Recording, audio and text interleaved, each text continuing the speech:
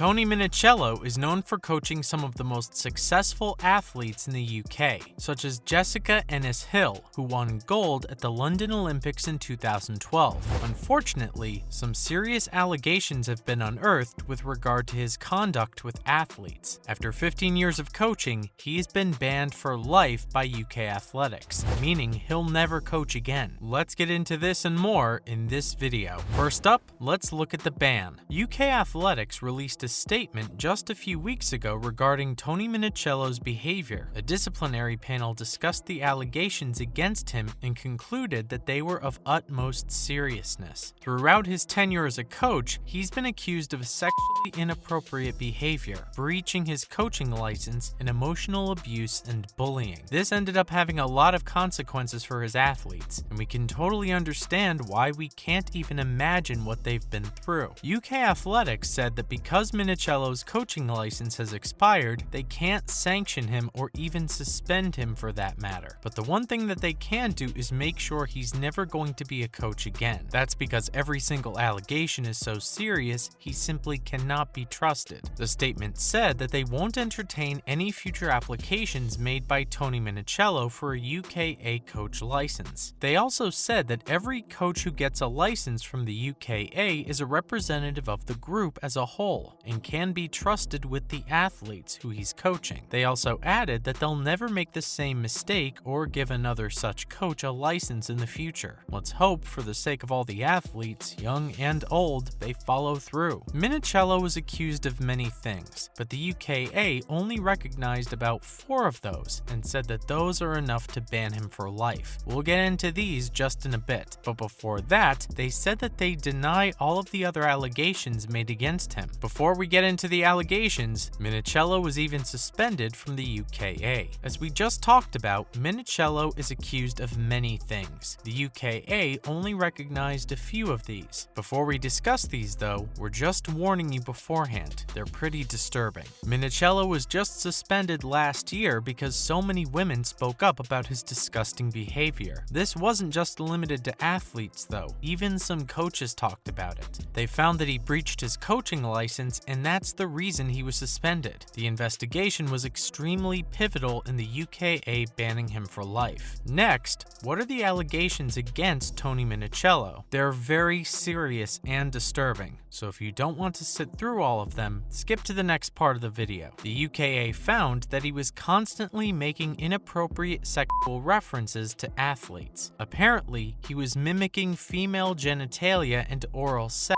and even told an athlete to suck he also called his penis a spicy Italian sausage in front of the same athletes he was supposed to be coaching. He was also found engaging in behavior that is extremely sexually inappropriate and touched athletes who were owed a duty of care by him non-consensually. Minichiello was also a bully and extremely aggressive towards his athletes. The disciplinary committee of the UKA found that he was even emotionally abusive. Once, he made an athlete sit with a cone on her head, as though she was wearing a dunce's cap. That's definitely not an appropriate thing to do, even as a punishment. Another thing that the UKA found him guilty of was he couldn't respect the athlete's private life, and was asking them intrusive questions about what goes on in their personal lives. They don't owe him an answer to that at all. Clearly, it didn't stop Minichiello, because he once asked an athlete if she ever had sex while doing weights. These were just the ones that were proven. For all we know, there could be so much worse stuff going on behind the scenes. In a statement made by the UKA though, they said that all the other allegations are unproven so far. Now let's look at something one of his athletes had to say. Ennis-Hill, the Olympic gold medalist, said that even though she's never been on the receiving end of any sort of inappropriate behavior by her old coach, Toni Minichiello, she said that his behavior has no place in the coaching environment. She's right about that. Minichiello hasn't always been the #1 fan of UK athletics, and has even criticized them at some points. That's why it's no surprise he's resisted this whole thing, and denied every single allegation the whole way. Finally, Toni Minichiello also has something to say about this whole thing. After UK Athletics released a statement, it seems that Minichiello did too. He said that he was extremely disappointed in the decision that UKA made to ban him for life. life. He also said that he strongly denies all the allegations against him. He went on to say that in all the 30 years of him being a coach, he's only been robust and demanding, but he never behaved inappropriately with any of his athletes. He also went on to say that UK athletics must respond quickly and seriously to allegations of misconduct, especially by young people, but he implied that he thinks the investigations in tribunals for him weren't conducted carefully. Minichiello straight up said that he hasn't been treated fairly throughout this whole process. Of course, this doesn't change the fact that the 56-year-old coach is banned for life from coaching. Given how serious all the allegations were against him, we're all surprised that there weren't more repercussions. It's for the best that he's not going to be anywhere near female athletes anymore, and that he definitely won't be responsible for their well-being. Now, let's move on to some other news. First up, sports events across the UK have been cancelled because of the Queen's death. Queen Elizabeth's death really shook the UK.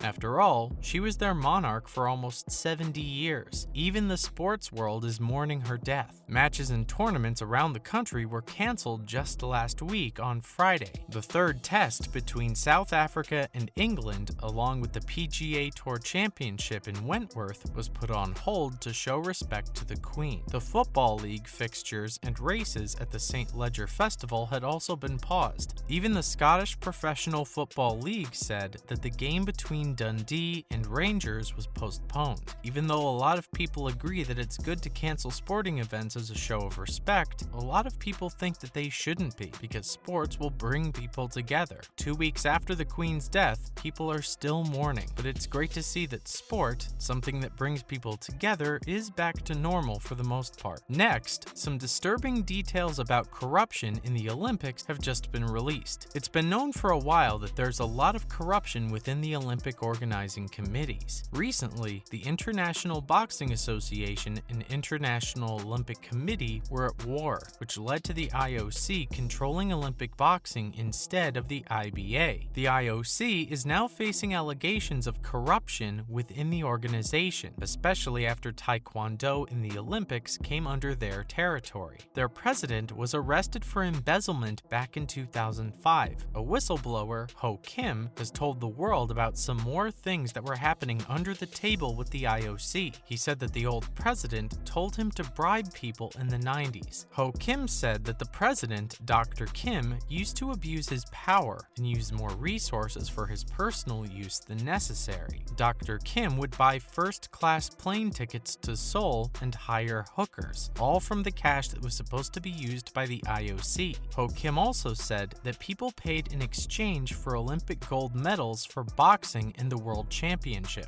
Finally, the Olympics just approved an Afro swimming cap by Soul Cap. The swimming cap, which is made specifically for Afro hair, just got approved after being banned from the Olympics last year. Soul Cap, the manufacturer, was very proud to see that the Olympics were taking huge steps to be more inclusive. The executive director of FINA said that this announcement of allowing the caps to be worn by the Olympics happened after a long discussion about its design with Soul Cap over the past year. This is a huge thing, especially because just last year, Soul Cap was told by FINA only that their swim caps aren't suitable because they don't follow the natural form of the swimmer's head. After this, black swimmers were very disheartened and said that this rule discourages them from taking part in the sport. Afro hair is usually drier because it has fewer cell hairs. That's exactly why bleaching agents found in swimming pools lead to the hair drying out even more. That's why Soul Cap is important, because it protects Afro hair the way that normal swim caps don't. It's great to see the Olympics finally becoming more inclusive about these tiny details. That's a wrap for this video. Do you think the UK athletics took sufficient action against Toni Minichiello? Let us know in the comments below. Make sure to give this video a thumbs up and subscribe to our channel for more videos like this. See you in the next one.